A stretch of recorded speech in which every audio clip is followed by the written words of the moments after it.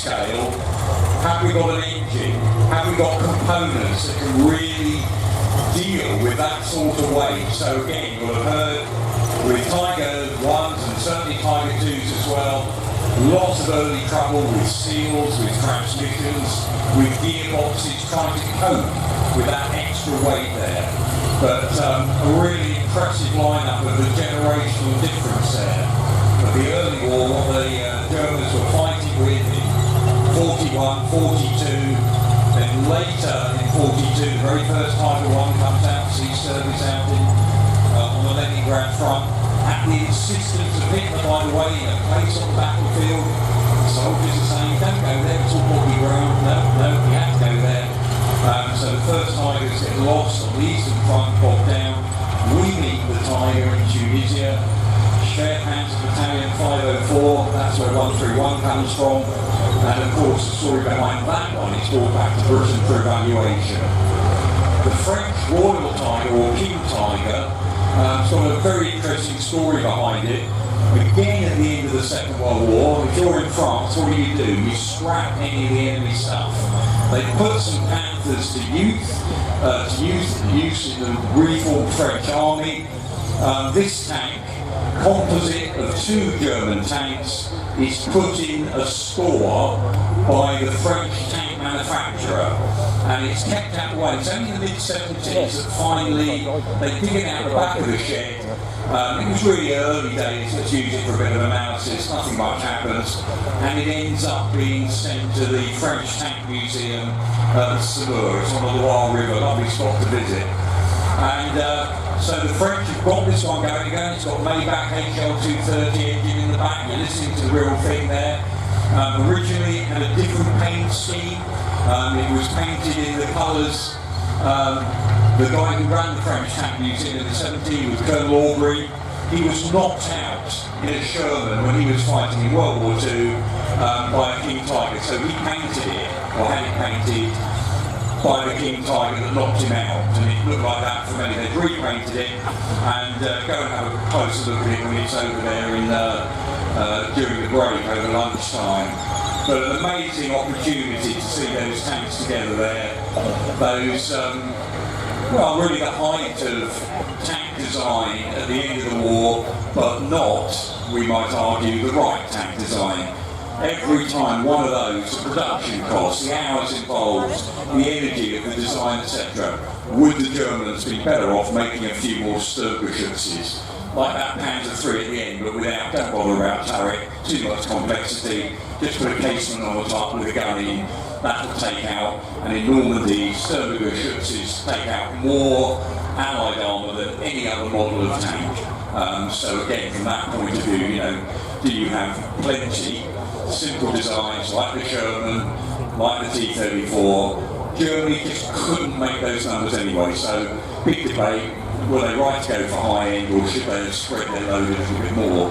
From our point of view, it's probably a good job Hitler was involved in the process, because basically for the German army he copped it up for them, you know, in his design that way, insisting all the time on high-tech weaponry, lots of experimentation, fascinating for us as military historians, not necessarily the right thing for the German military at the time. So there goes our King Tigers going off, our Tiger 1, they'll be over there to park up, go and have a look at them. Just remember, if you go in that tank park over lunchtime, some of those exhausts might be a bit hot. Talk to the crews, talk to the guys that are restoring, driving them. Well, amazing, we've lost a generation pretty much that actually did all this. So these people are getting pretty unique experiences, what it's like to drive these various bits of kit here.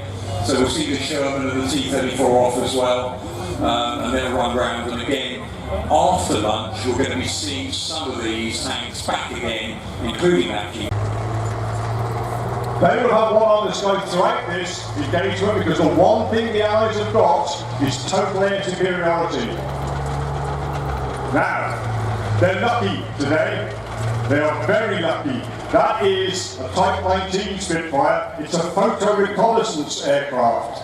He's coming around again for another look. Here he comes. Hear that griffin roar, ladies and gentlemen.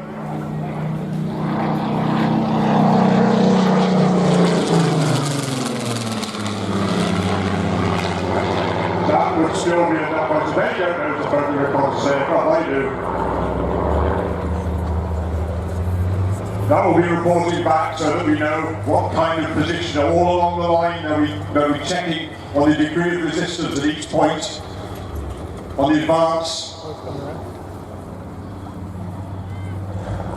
And he's coming in again for another overflight. The fact that he hasn't engaged has emboldened the Germans a bit. Had he been, should we say, a fighting Spitfire, the heaviest weapons he would have had would be a couple of 20mm cannons.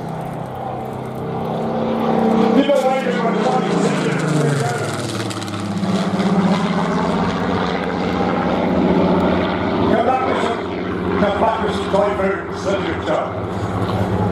he can't do anything. He could have shot up the light armoured car, and he had 20mm cannons he hasn't got. He's completely unarmed. He could not have affected this enormous King Tiger.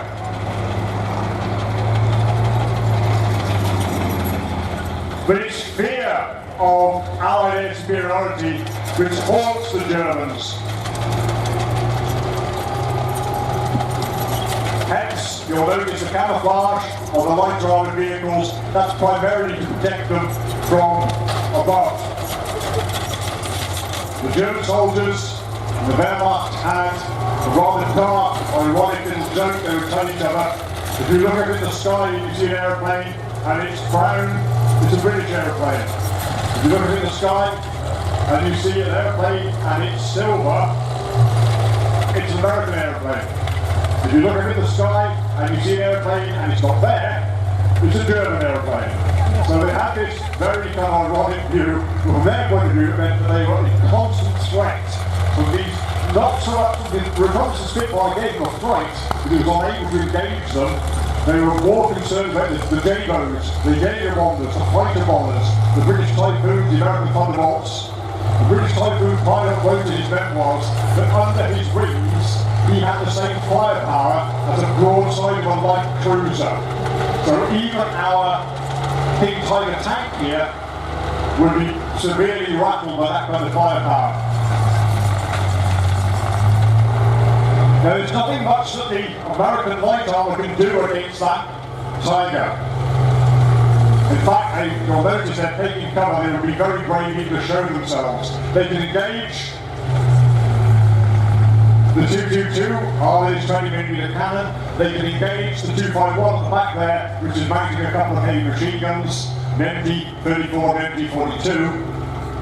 They are impressive weapons. They can throw out about 1,200 rounds a minute. But we've got to a stage in the war where that is not necessarily an advantage. If you're firing 1,200 rounds a minute, you're going to run out of ammunition pretty quickly.